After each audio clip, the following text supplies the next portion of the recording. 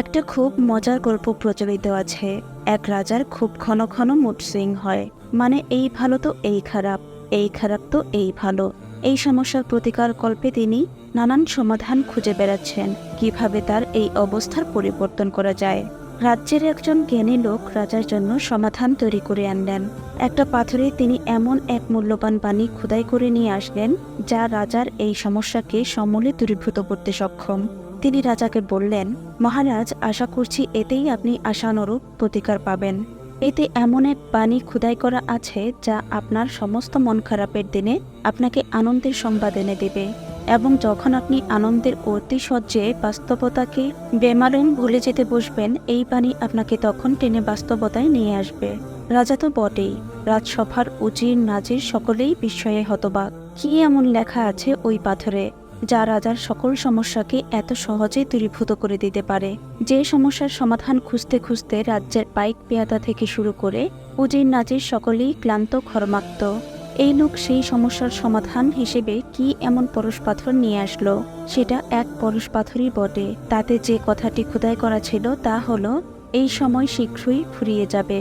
কিন্তু রাজা বুঝতে পারলেন না এই কথাটা কিভাবে তার মানসিক অবস্থার পরিবর্তন ঘটাবে। সেই জ্ঞানী লোকটাকে রাজা বললেন, তোমার কথা না হয় বুঝলাম, কিন্তু পাথরে খোদাই করা এই বাণী কিভাবে আমার উপকারে আসবে তা তো বললে না। লোকটা বলল, মহারাজ, আপনি শুধু পাথরটাকে নিজের সাথে রাখবেন।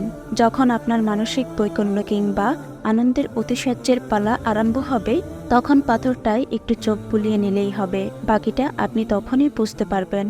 এর কিছুকাল পরেই পার্শ্ববর্তী অন্য আরেক রাজার আক্রমণে বিধ্বস্ত হতে লাগলো পূর্বেকার সেই রাজা। অবস্থা এমন যে রাজ্য হারানোটা কেবলমাত্র সময়ের ব্যাপার।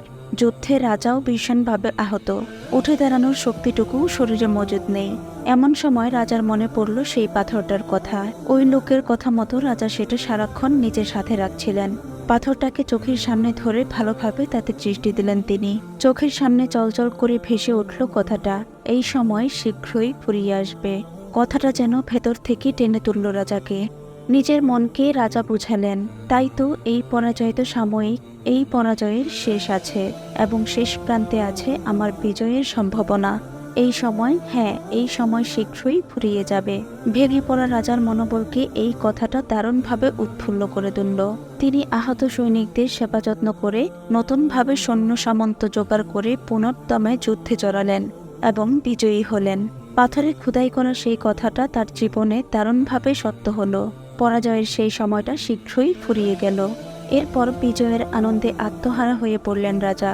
রাজা পুনরুদ্ধারের খুশিতে তিনি গোটা রাজ্যময় উৎসবের আয়োজন করলেন। উৎসব, আনন্দ আর ফুর্তিতে কাটতে লাগলো রাজার দিনগুলো। এরপর একসময় সেই পাথরের কথা রাজার মনে এলো, যা একদিন তাকে পরাজয়ের দ্বার প্রান্তে থেকে বিজয়ের রাস্তা দেখিয়েছিল। সেই পাথর চোখের সামনে তুলে ধরলেন রাজা। সেই অমূল্য বাণী আবারও চলচল করে উঠল তার সামনে, এই সময় শীঘ্রই ফুরিয়ে যাবে। কথাটা যেন মুহূর্তেই বাস্তবতায় নামিয়ে আনলো রাজাকে। তিনি ভাবলেন, সত্যিই তো, যে কোনো মুহূর্তে আবারও আক্রমণের শিকার হতে পারি, হারাতে পারি রাজ্য আর রাজত্ব। সিংহাসন ছেড়ে কাল হয়তো বনে বনে ঘুরে বেড়াতে হবে আমাকে। এই বিজয় তো সাময়িক, সম্মুখেই হয়তো উত পেতে আছে বড় কোনো পরাজয়। পরাজয়ের ছায়া মাথায় নিয়ে এই আনন্দ, এই উৎসব আর ফুর্তির কি কোনো মূল্য আছে? আনন্দের অতিশয্যে গা ভাসানো রাজার স্তম্ভিত ফিরল। তিনি বুঝতে পারলেন জীবনের পরম এক বাস্তবতা, জীবনের কোনো অবস্থাই আদতে চিরস্থায়ী নয়। গল্পের মূল বার্তাটার সাথে কেউই সম্ভবত দ্বিমত করবেন না। জীবনের কোনো অবস্থাই যে চিরস্থায়ী হয় না, সেই কথা আমাদের সকলেরই জানা। আমরা আমাদের জীবন থেকে এবং চারপাশের অভিজ্ঞতা থেকে এটুকু উপলব্ধি করতে পারি যে আমাদের সব দিন সর্বদা সমান কাটবে না। যে আছে সুখের চরম শিখরে, তারও আছে দুঃখের গহ্বরে তলিয়ে যাওয়ার ভয়।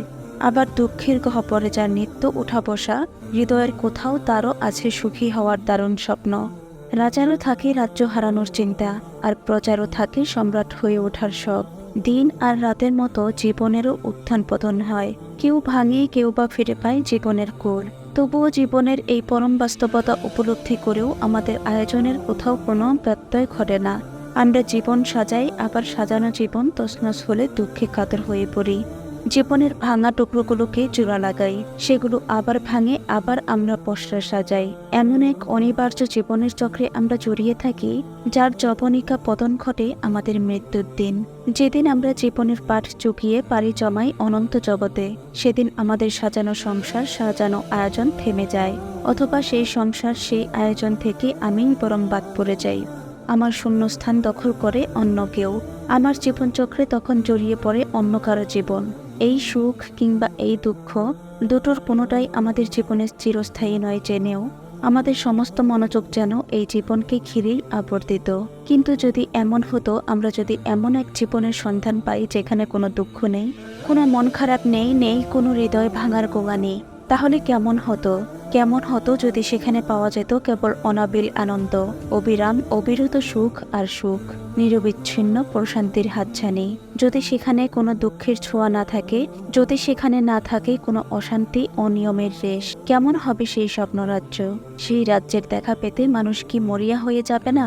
তার মন কি উতরা হবে না সেই জীবনের সন্ধান পেতে, যে পরম সুখের দেখা পেতে মানুষ জীবনভর সংগ্রাম করে? যদি তার সেই স্বপ্নের জীবনের সন্ধান কেউ তার সামনে মেলে ধরে, যদি তাকে বলে দেয় সেখানে যাওয়ার পথ, সে কি আনন্দের অতিশয্যে আত্মহারা হবে না? সেটা কি স্বপ্নরাজ্যই বটে? সেটা এক স্বপ্নরাজ্যই বটে। আর সেই রাজ্যের সন্ধান আপনাকে আপনার রব ছাড়া দুনিয়ার আর কে দিতে পারে? দেখুন, জীবনের এই উত্থান পতন জেনেও দুনিয়াকে ঘিরে আপনার কত কি আয়োজন। আপনার এই বাহারি আয়োজনের সবকিছু একদিন ফুরিয়ে যাবে, অথবা সেগুলোকে ছেড়ে যেতে হবে জেনেও আপনার ভবোদয় হয় না। চারপাশের সবকিছু নিশ্চিত রূপে ভঙ্গুর জেনেও আপনি এমনভাবে বাঁচেন যেন এসব আপনাকে কোনোদিন ছাড়বে না, অথবা আপনি ছেড়ে যাবেন না এসবের কোনো কিছুই।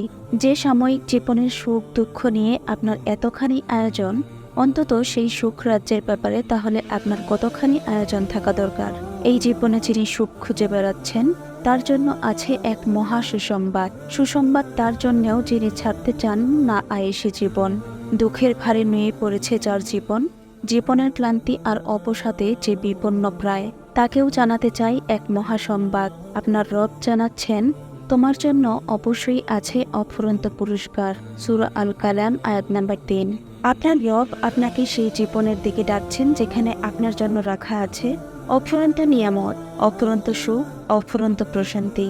সেখানে আপনাকে মাসের বেতন নিয়ে টানা হেঁচড়ায় পড়তে হবে না, চাকরির জন্য হাত বিদ্বেষ করা লাগবে না, সন্তানের কেরিয়ার নিয়ে দুর্ভাবনায় থাকতে হবে না। সেখানে বন্ধুর বিশ্বাসঘাতকতার ভয় নেই, ক্ষমতাবানের রক্তচক্ষু নেই, নেই সমাজের মাতব্বর মুরব্বীর কণা আর কটু কথা শোনার বিড়ম্বনা। সেই জীবনে সমস্ত ক্লেশ, ক্লান্তি আর বিষাদের জ্বালা থেকে আপনি মুক্ত। সমস্ত জড়তা, জীর্ণতা আর জিঘাংসার ছুপল হতে আপনি সেখানে নিরাপদ। আপনার জন্য সেখানে বন্দোবস্ত করা আছে এমন এক জীবন যা আপনার অবচেতন মন সর্বদা কামনা করে। ভাবুন তো, কেউ কোনো এক চাকরি প্রার্থীকে এসে বলল, অমুক পরীক্ষায় উত্তীর্ণ হলে আপনি পেয়ে যাবেন আপনার কাঙ্ক্ষিত চাকরি, আর সেই চাকরি কোনোদিন চলে যাওয়ার ভয় নেই। এমন আশ্বাস যদি কোনো চাকরি প্রার্থী পায় যার চাকরিটা খুব করে দরকার, সেই পরীক্ষায় উত্তীর্ণ হওয়ার জন্য চাকরি প্রার্থীর চেষ্টা তখন কেমন হবে? সংসারে শান্তি নেই এমন কাউকে কেউ যদি বলে এই কাজটা করুন, তাহলে আপনার সংসারে শান্তি ফিরে আসবে এবং তা আর কোনোদিন মিলিয়ে যাবে না। এমন আশ্বাসে সংসারে অতিষ্ঠ হয়ে ওঠা সেই মানুষটা কতখানি আপ্লুত হবে, আর সেই অফুরন্ত শান্তি লাভে কেমন মরিয়া হয়ে উঠবে বলুন।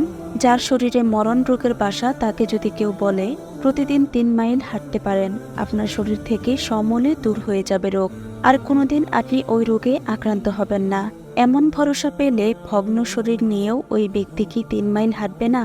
তাহলে যেখানে চাকরি প্রাপ্তির কোনো চিন্তা নেই, যেখানে সংসারের অশান্তির কোনো কষ্ট নেই, যেখানে নেই কোনো রোগ শোকের প্রশ্ন, এমন এক স্বপ্নময় জীবনের প্রতিশ্রুতি যখন আপনার রব আপনাকে দেয়, সেই জীবনের জন্য আপনার কেমন তাড়াহুড়ো থাকা উচিত, কেমন তৎপরতা আপনার দরকার সেই জীবনকে ঘিরে। গল্পের সেই রাজার মতো সেই স্বপ্ন রাজ্যের কোনো লোক এসে আপনাকে বলবে না এই সময় শীঘ্রই ফুরিয়ে যাবে, কারণ আপনার সেই সুখ, সেই শান্তি তো কখনোই ফুরোবার নয়।